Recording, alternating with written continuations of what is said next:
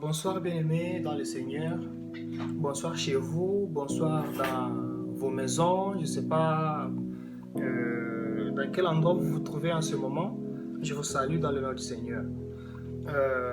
Je remercie Dieu pour cette grâce de partager avec vous la parole de Dieu et je le remercie encore d'avoir déposé ça dans mon cœur. Aujourd'hui, on va discuter ou on va étudier sur le livre de Matthieu, Matthieu chapitre 2. Matthieu chapitre 2, je vais commencer à partir du premier verset et puis je vais descendre là-bas en bas. Donc, je lis le premier verset à partir du premier verset au 12 et puis 13, 18. Donc, on va juste un peu se balader dans le livre de Matthieu 2. Pour comprendre, pour essayer de comprendre. Et le thème, le titre que j'ai pu tirer de ce message, je le surnommais « Le diable ne connaît rien de nos vies ». Le diable ne connaît rien de ta vie. Le diable ne connaît rien de votre vie. J'aimerais que vous puissiez comprendre ce message, que vous puissiez comprendre ce thème. Avant qu'on entre à l'intérieur, j'aimerais d'abord qu'on puisse inviter la présence du Saint-Esprit. Je sais, moi je suis juste un homme, je suis un instrument, je suis un homme, je vous parle. Mais c'est l'Esprit de Dieu qui convainc. C'est l'Esprit de Dieu qui viendra maintenant, qui viendra sceller ce que je vais vous parler. C'est le Saint-Esprit. Alors, j'aimerais qu'on puisse se pencher dans la prière. Éternel des armées, Père éternel, nous te glorifions et nous te rendons grâce, Seigneur de gloire, pour cette grâce encore que tu nous as accordée, Seigneur de gloire, de nous approcher de ta présence. Tu nous as donné, Seigneur de gloire, cette grâce et cette opportunité, Yahweh de gloire, d'apprendre dans ta parole, ô roi de rois. Merci, éternel de gloire, pour tout ce que tu es en train de faire dans nos vies. Papa, j'abandonne ce moment d'étude biblique entre tes saintes mains. Holy Spirit, je t'invite, viens Seigneur, viens Esprit de Dieu, viens Papa, viens nous apprendre, viens nous parler, viens nous convaincre, viens Seigneur de gloire. Moi je parle avec ma bouche seulement, moi je parle Seigneur de gloire au Père des mots, mais toi Seigneur de gloire, par ta sagesse, Seigneur de gloire, par ta sagesse, aide-nous à comprendre et aide-nous à accepter, Seigneur de gloire, au Père éternel, ce message, au roi. Ouvre nos pensées. Seigneur de gloire, que toute personne qui va écouter ce message, que la personne soit transformée. Seigneur de gloire, tu m'as toujours appris que, Seigneur de gloire, ta parole est comme, Seigneur de gloire, un miroir dans lequel, Seigneur de gloire, je me mire, dans lequel, Seigneur de gloire, je me vois. Ta parole m'aide à connaître mon identité. Seigneur Jésus, alors Seigneur de gloire, que cette parole puisse aussi aider les gens, Seigneur de gloire, qui vont l'entendre ce soir, à connaître leur identité, Seigneur de gloire, au Père éternel. Nous n'allons pas mourir, Seigneur, car la Bible nous dit, mon peuple périt par manque de connaissance. Nous n'allons pas périr, Seigneur de gloire, car Seigneur de gloire, tu as déposé, Seigneur de gloire, ta connaissance en nous. C'est dans le nom puissant du Seigneur Jésus-Christ, notre Seigneur. Père éternel, nous en avons ainsi prié avec ce grâce. Amen. Nous allons prendre nos Bibles et nous allons ouvrir dans le livre de Matthieu, le 2e chapitre. En fait, c'est trop long. Je ne vais pas tout lire parce que je crois déjà la plupart d'entre nous connaissent l'histoire. Ça nous parle de l'histoire de quoi? La naissance de Jésus. Vous pouvez lire de là chez vous, parce que si je commence à lire du premier verset au 18e verset, ça va nous prendre du temps. Alors vous pouvez lire. Moi, je vais juste essayer d'expliquer. Donc ici, on nous parle après la naissance de Jésus. La Bible nous dit qu'il y avait 3 mages, 3 sages, qui étaient guidés par une étoile d'Orient, qui guidait ces sages, ces mages. Les 3 sages, les 3 hommes étaient guidés par l'étoile. Et ils étaient en train de suivre l'étoile. L'étoile les amenait jusqu'à la ville jusqu'à la maison, jusqu'à l'endroit où se trouvait le bébé, où se trouvait Jésus. Arrivé dans la ville où était Jésus, où était situé Jésus, n'est-ce pas, les mages étaient allés voir Hérode pour annoncer qu'un roi devait naître dans ce pays. Et Hérode, n'est-ce pas, Hérode les avait, nous connaissons l'histoire, non? Hérode les avait demandé d'aller prendre des informations, et puis après revenez à moi, apportez-moi les informations que vous allez trouver. Et les 3 hommes étaient partis trouver le Messie, mais guidés par l'Esprit Saint. Les 3 hommes, les 3 mages n'étaient plus rentrés chez Hérode, ils étaient juste rentrés dans leur pays.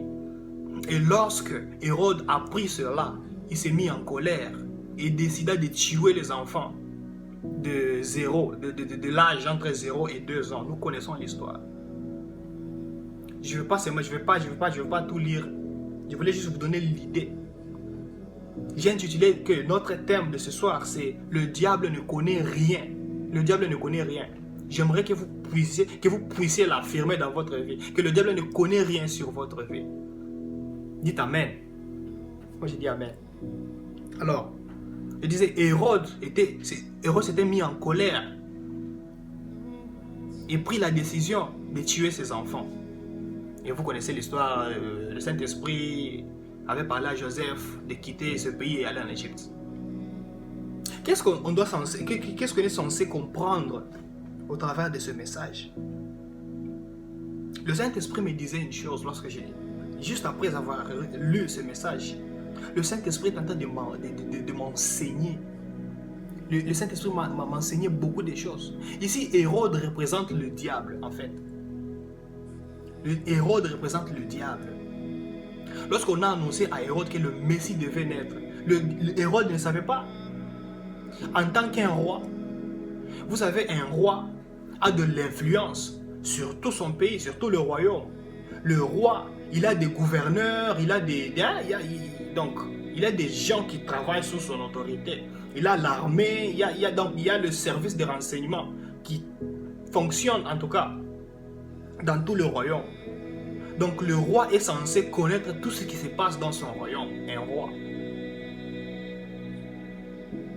Connaître à propos de la naissance d'un enfant, ça c'est simple, le roi pouvait connaître facilement. Il suffisait juste de connaître dans quelle ville il pouvait envoyer des gens. Parce que je suis sûr, l'histoire, donc la naissance de Jésus, c'était déjà annoncé par des prophètes. Beaucoup de gens s'attendaient à la naissance du Messie. Donc ça allait être facile pour le roi Hérode de savoir en avance, ou de savoir où de trouver l'enfant facilement.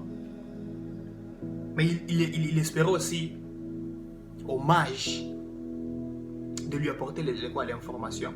Mais les mages étaient partis. Les mages étaient rentrés dans leur pays. Alors comme je viens de le dire tout à l'heure, Hérode représente le diable. Il représente Satan.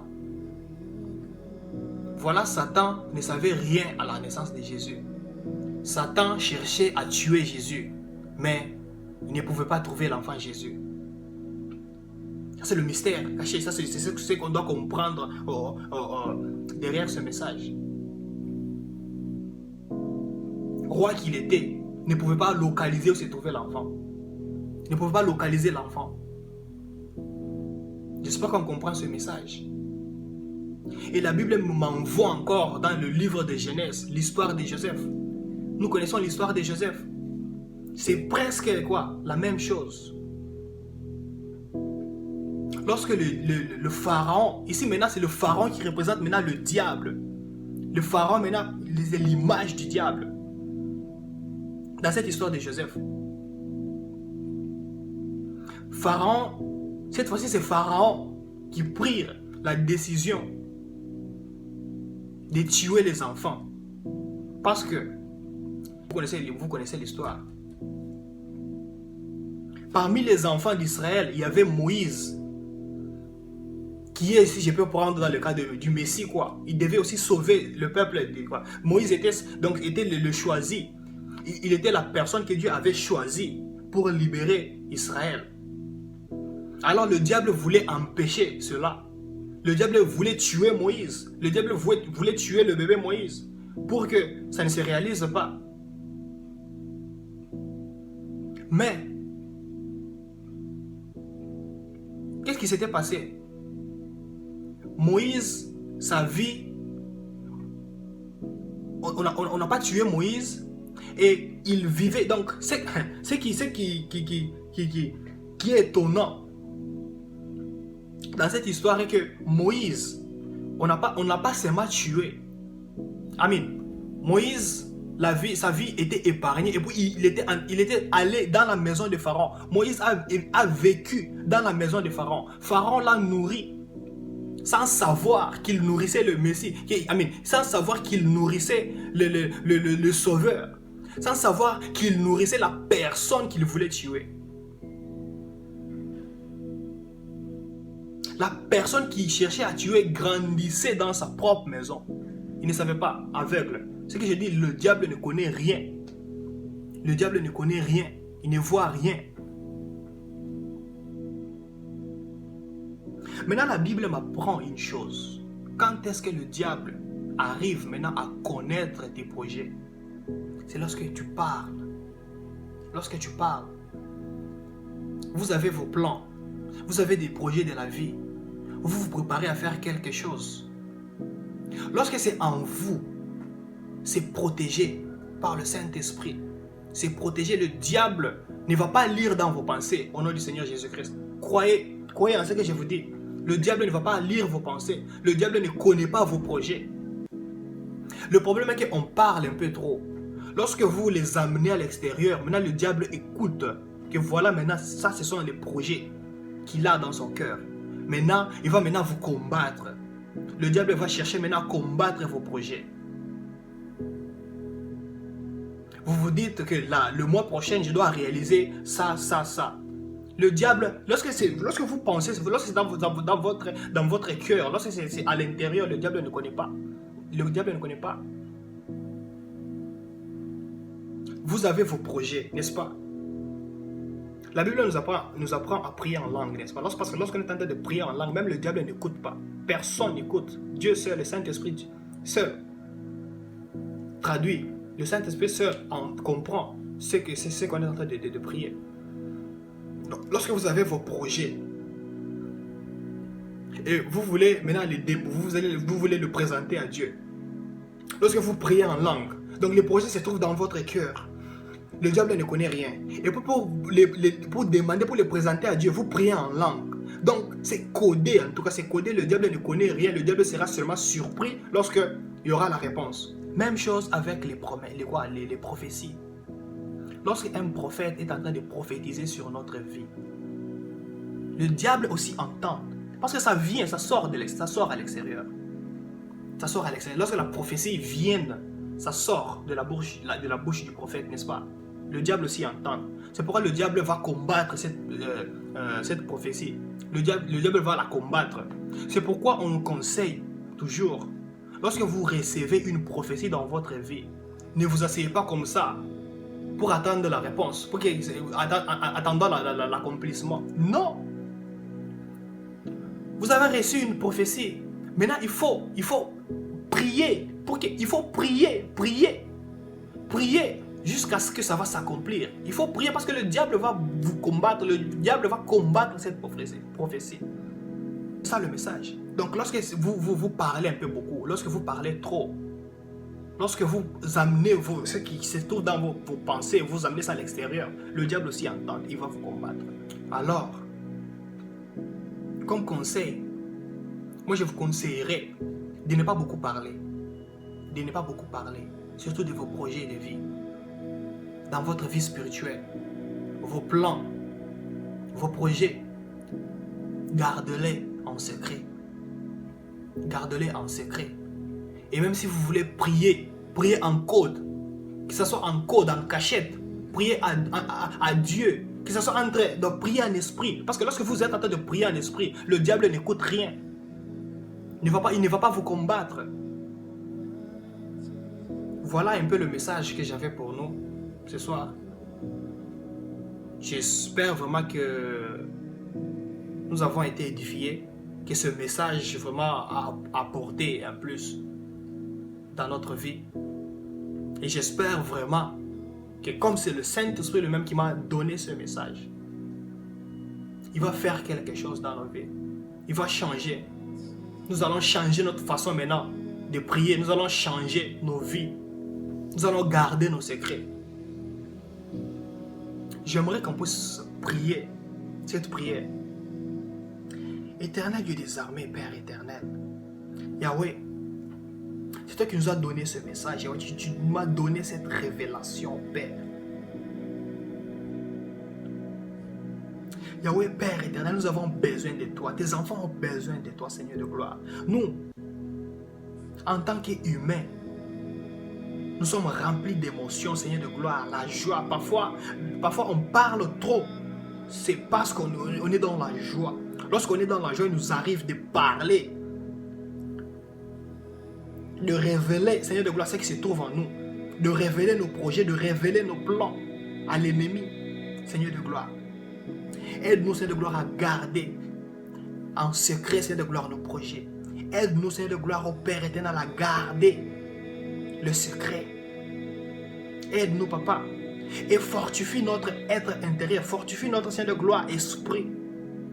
Baptise-nous, Seigneur de gloire, pour ceux qui manquent, Seigneur, pour ceux qui manquent encore le baptême du Saint-Esprit. Baptise-nous, Seigneur de gloire. Baptise-nous du Saint-Esprit. Baptise, Seigneur de gloire, mes frères et sœurs qui me suivent maintenant, Seigneur de gloire, avec le baptême du Saint-Esprit. Pour que, Seigneur de gloire, nous soyons en mesure, Seigneur de gloire, de prier, Seigneur de gloire, dans l'Esprit. Pour que l'ennemi ne puisse pas écouter, Seigneur de gloire, nos projets. Pour que l'ennemi ne puisse pas écouter, Seigneur de gloire, nos prières pour les combattre.